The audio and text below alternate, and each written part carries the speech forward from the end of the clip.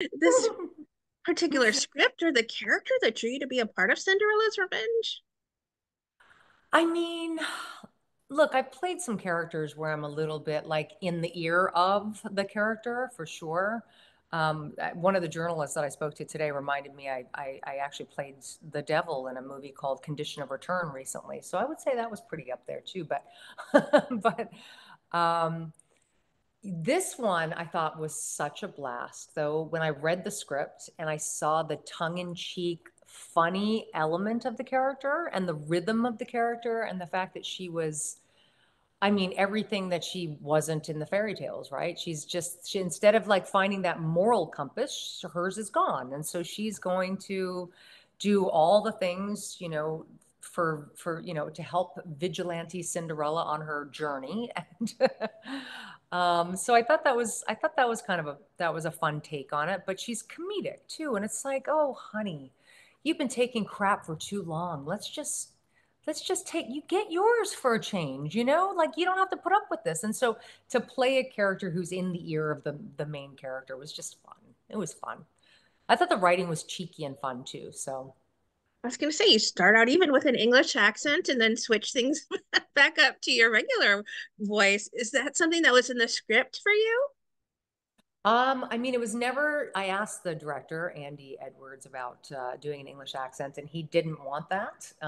It probably saved everybody a lot of grief, um, because he wanted the character to sort of stand alone and be in this bubble all of her own. So from no, I added the funny little cheeky fairy godmother at your service thing so that you think you're going into this magical world, but even that's sarcastic, right? Even that is a joke to her. She's like, give me a eye roll, you know, so I thought it was just another way to add a tongue-in-cheek. To the character.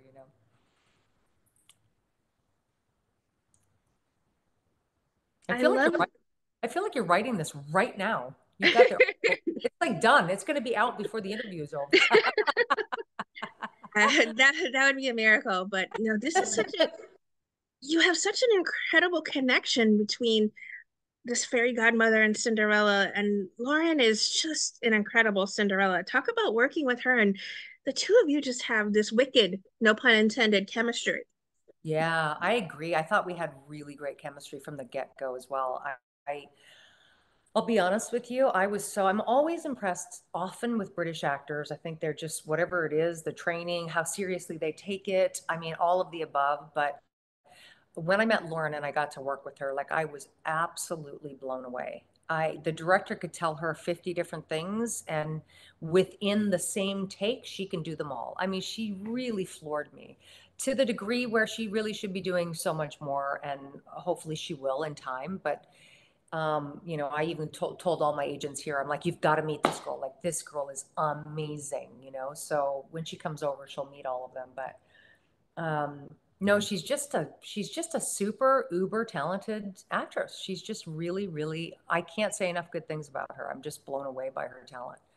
I was like, damn, if I was that good at that age and she's young and she's beautiful and she's talented, the director could be like, cry, laugh, smile, smirk, this, that.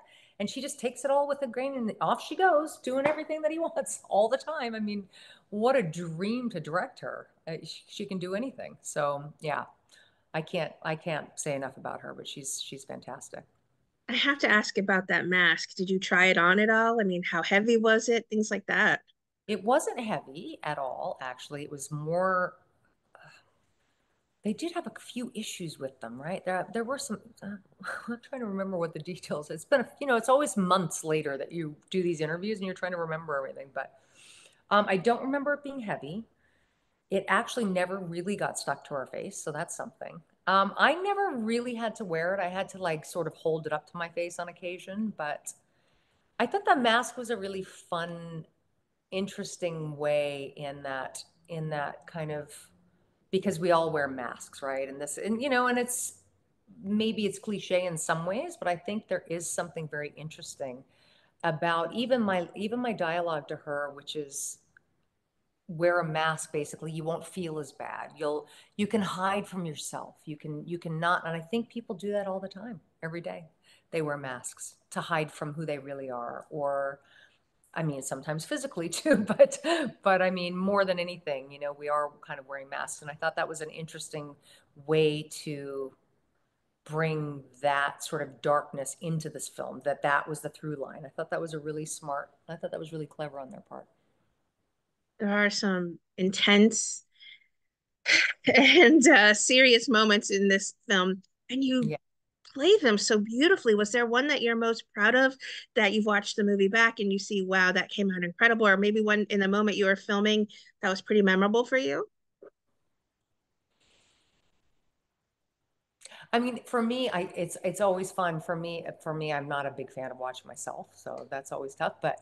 But for it, it's always fun when you've played a character and you've had to do things with your hands and with your wand and opening cabinets and use your imagination, and then you see it with the special effects, and they've got the sounds and the special effects and the people coming out of the cupboards and the things, So for me, that's always kind of fun because on the day you're just doing it with a piece of tape and so it's fun to see it come together in that way.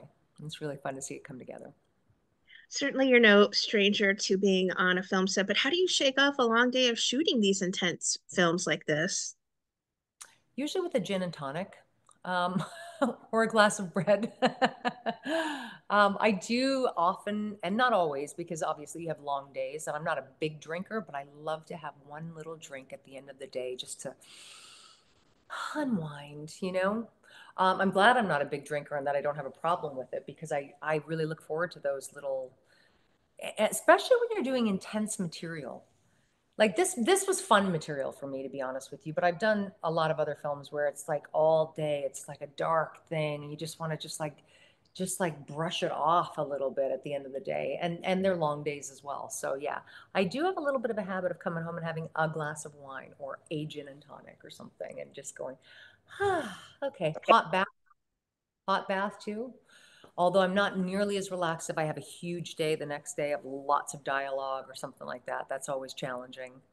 Um, so this was interesting doing this one, not for the amount of dialogue because I'm in and out, but what happens is I'm throughout the film and I'm only there for a few days, right? So now you're flying to the UK, you're jet lagged. You've got everybody's been working together. They're all friends and hanging out and chatty and all happy, and they're all on the right time zone. And you're the one flying in, so exhausted. You're like, kind of like, my head's doing this. And I have a lot of dialogue within 3 or 4 days of filming, right? So they're fitting it all in to a few days. And so those days, I definitely need a gin and tonic at the end of the day. I'm like, did I get through it? I'm jet lagged. I'm tired. Did I say, what did I say? What am I doing? What's happening? Yeah. What do you think it is about Cinderella's Revenge that's just going to make it such a fast fan favorite thriller horror film? I think there's always something really fun about when it's like when kids know what's coming next. And when they know the fairy tale or they know the song lyrics or they know and suddenly when you turn that a little bit on its head and everything that you've ever learned or heard about these fairy tales is suddenly got a completely different spin, a completely different twist. I think that's what makes it fun because they know going in what the story is. They already know what the story is. So then if you turn that upside down, if you flip that on its head, it's just so interesting. And obviously anybody who loves horror, I thought some of the funny and cool things were, Cinderella, the stepsisters trying to like fit the toe into a slipper. In normal Cinderella, it's just like, come on, get your foot in there, get your foot in there. In a horror version, what's she gonna do? They chopped her foot off. You damn toes off and make it fit, right? So those kinds of quirky, fun things like story points that you know already, but then throw some slash or some horror or something else in there. Makes it interesting for the audience. I think it's going to be a lot of fun for people. What's next for you? Have you been busy working on some other projects recently? I am working on a Christmas film. I'm not filming it, I'm producing it, but I will be in it as well. We're supposed to be filming that now, but everything takes longer than we expect. Um, so I'm working on that. I have a film coming out called House of Abraham, which will be streaming at some point in the next few months, and I'll keep people posted on that, which is a psychological thriller, very interesting, um, dark, twisted movie with some cool surprises. What else? I feel like I have a couple more things coming out as well. I should remember them. The people that hire me probably hate me right now, but those are the things coming to the top of my head. You stay pretty busy. Who could blame you at this point? My goodness. Stay busy adjacent, but let me tell you, between the COVID and actor strikes, I mean, it's not Fine. as big. Everything's finally getting back into motion and doing everything. So you have everything on your plate at once. Yeah, it needs to. I'm like, come on, we need like, I mean, these things are things that filmed after or whatever, but now it's like, let's go back to work time. Let's go. I've been doing a lot of vacationing, too much. What would you like to say then to everyone who are fans and supporters of the incredible work you do on our screens? Oh, I'm always touched. I don't live my life thinking about me from an outside perspective, right? I'm just living my life, doing what I do, and acting or living, or like my son's getting married next week, or just living life, and doing fun things, and being grateful. But I'm always so surprised. Like a couple weeks ago, I was in Cincinnati for Horror Hound convention. Horror Hound, I think is what is. I think it was Horror Hound. It was a convention in Cincinnati where you meet fans of horror, and it's just really, it was really touching. You forget and you lose sight of in your everyday life, and you post and you do movies and you do press and you whatever, that kind of thing.